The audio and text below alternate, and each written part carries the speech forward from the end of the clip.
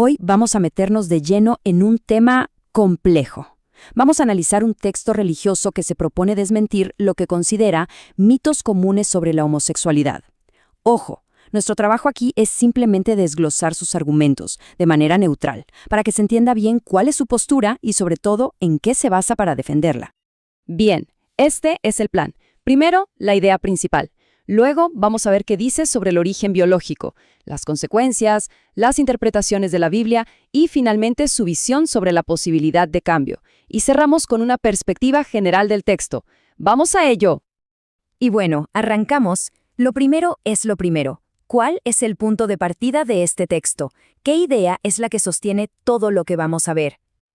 Y aquí está, clarísimo. Esta frase nos pone en contexto de inmediato. El texto se posiciona como una especie de correctivo, ¿no? Su misión, según se lee, es enfrentar esos mitos para presentar lo que ellos consideran que es la verdad. Ok, ahora sí, entremos al primer gran tema. El texto se concentra aquí en una idea muy extendida, que la homosexualidad es algo con lo que se nace, algo genético. La pregunta del millón, ¿no? Y el texto tiene una respuesta muy clara, un rotundo no. Pero no se queda ahí, claro. Para sostenerlo, se apoya en el análisis de un par de estudios científicos muy específicos. Entonces, la argumentación se apoya en estos dos estudios, ambos de 1991. Por un lado, tenemos el del Dr. Simon Levey, que investigó el cerebro, y por otro, el de Bailey y Pillard, que se enfocó en gemelos. A ver, vamos a desmenuzar cómo los interpreta el texto. Para el texto, el problema con el estudio de Levey es este. No era consistente al 100%. Su lógica es, si la causa fuera netamente biológica, no podría haber ninguna excepción. Así que para ellos, el hecho de que hubiera casos que no encajaban es la prueba de que la hipótesis de Levey no se sostiene. Y para cerrar este punto, el texto lanza una afirmación contundente, que el propio Levey terminó por abandonar su investigación. Ellos lo interpretan como la señal definitiva de que la teoría biológica no iba a ninguna parte. Bueno, ahora pasemos al otro estudio, el de los gemelos. Y aquí hay un número clave que el texto pone sobre la mesa, 52%. ¿Qué es esto? Es el porcentaje de casos en que, si un gemelo idéntico era homosexual, el otro también lo era. Y aquí viene el razonamiento del texto. Es bastante directo. Si los gemelos idénticos comparten el 100% de sus genes, y la homosexualidad fuera puramente genética, esa cifra debería ser del 100%, ¿cierto? El hecho de que sea solo del 52% es, para este texto, la prueba irrefutable de que la genética no lo es todo, que tiene que haber otros factores. Muy bien, dejamos atrás el tema del origen y pasamos a otro capítulo. Ahora el texto se enfoca en las consecuencias. Va a cuestionar lo que llama el segundo mito, la idea de que la homosexualidad es una opción de vida, digamos, sin mayores complicaciones. Y para explicar su punto, el texto divide estas supuestas consecuencias en tres áreas. A nivel físico, menciona riesgos de salud como enfermedades de transmisión sexual. A nivel emocional, apunta a cosas como depresión, soledad o culpa.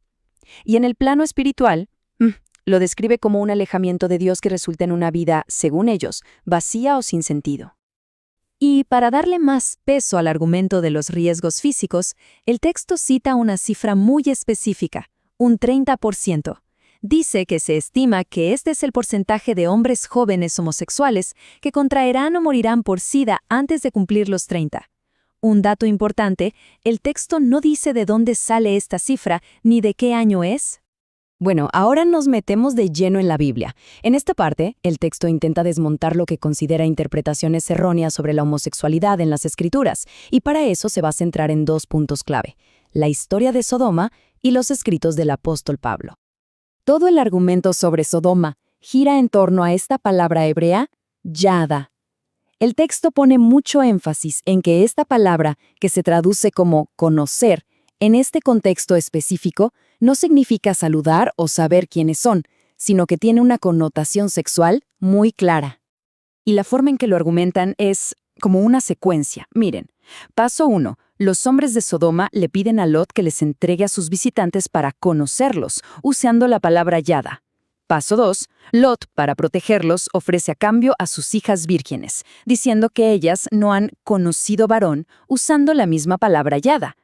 Para el texto, esta conexión es la prueba definitiva de que la intención de los hombres era sexual desde el principio. Dejando atrás Sodoma, el texto pasa a este versículo de Levítico. Lo presenta como una prohibición muy directa y general de los actos homosexuales, calificándolos de abominación.